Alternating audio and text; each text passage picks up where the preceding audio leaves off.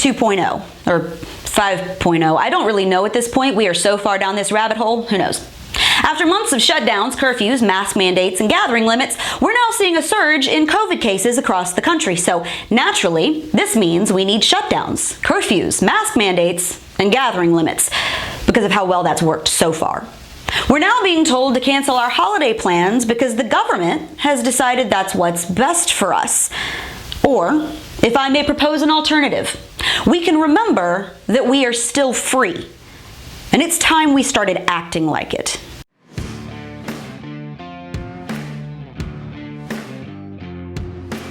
In Ohio, Republican Governor Mike DeWine has ordered a statewide curfew of 10 p.m. to try and forcibly cut down on the number of physical interactions people have to curb COVID cases. So unless you're working, headed to the hospital, or picking up food, the government says you need to be in your house. Speaking of houses, if you're in Pennsylvania, you now have to wear a face mask in yours. Not even kidding. Governor Tim Wolf has dictated that if you're a resident of the Keystone State and you have visitors to your home, including any relatives who don't normally live with you, everyone has to mask up. So now not only is the state telling you where you can and can't go outside your home, they're also telling you what you have to do in your own living room that you pay for. Businesses in many cities across California have gone back into full lockdown mode after Governor Gavin Newsom lowered the boom. Of course, that didn't stop him from attending a swanky dinner party for his political advisor's 50th birthday held at the upscale French Laundry, where dinner starts at $350 a person and reservations are made months in advance. In his half-hearted apology, Newsom claimed the event was held outdoors. Here's a photo from it. You tell me if that looks like an open and starry sky to you. But see, he's a rich politician, so it's rules for thee, but not for me. Kind of like in Washington, D.C., where Mayor Muriel Bowser has yet to let churches gather for indoor services, even at a limited capacity, but that didn't stop her from traveling to Delaware for a celebration party for Joe Biden. Delaware mandates that visitors coming in from out of state should quarantine for 14 days. Of course, that rule didn't apply to Bowser or her political buddies, and she justified the trip by saying it was essential travel. Multiple states and localities have issued gathering limits to keep large families from getting together for the holidays. And now all across our nation, while governors are dining on caviar under crystal chandeliers with their friends and mayors hobnob with the ruling elite at parties, millions of everyday Americans are grappling with how to see their own loved ones over the holidays amid shutdowns, curfews, travel restrictions, crowd mandates, and the constant finger wagging from lawmakers who tell us to cancel our Thanksgiving Day or we'll kill Nana.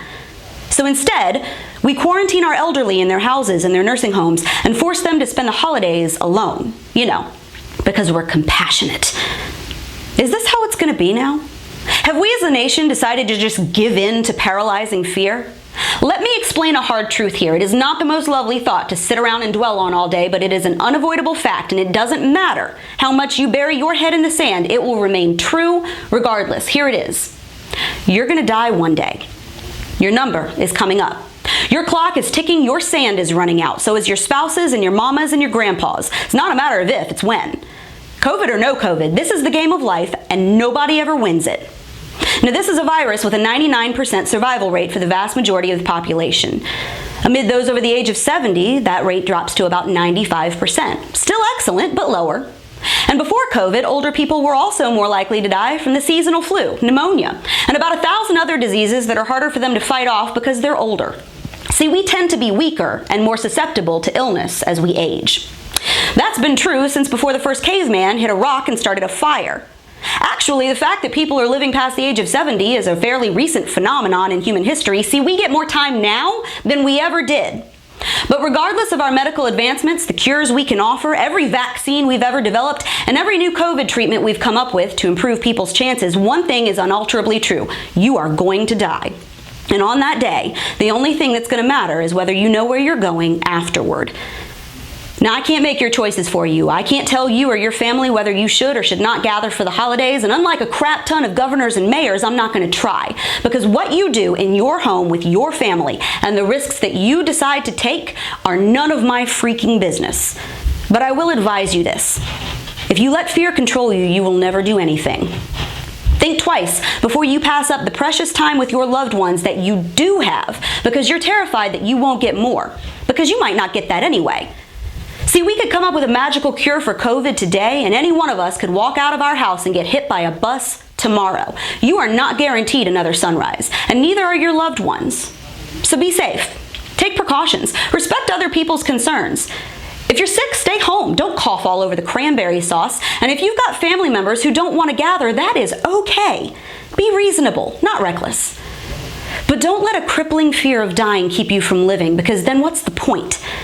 And for the love of all that is holy, no matter what you ultimately decide, stop letting politicians who do not know your name, who do not pay your bills or love your relatives, and who hold an entirely different set of rules for themselves tell you and your family what you can and cannot do. Because last time I checked, whether our benevolent overlords like us or not, we are still free.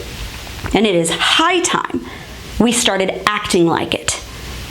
And that's your Reality Check, America. Make sure you subscribe to our YouTube page, like us on Facebook and Twitter, and go enjoy your Thanksgiving.